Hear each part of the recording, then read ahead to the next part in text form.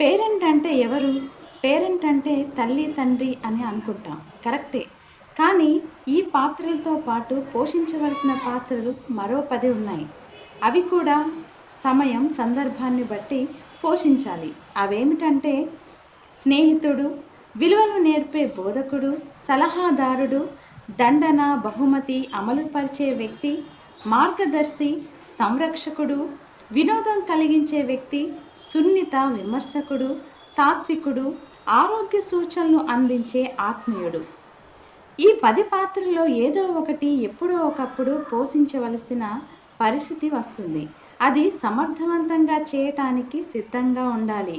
అలా కాకుండా కేవలం విమర్శలు చేసినా, పక్కవారితో పోల్చినా, హేళనగా మాట్లాడినా, నలుగురిలో చిన్నబుచ్చినా ఆ తల్లిదండ్రులు తర్వాత తమ వృద్ధాప్యంలో విపరీతమైన పర్యవసానాలు ఎదుర్కోవలసి రావచ్చు.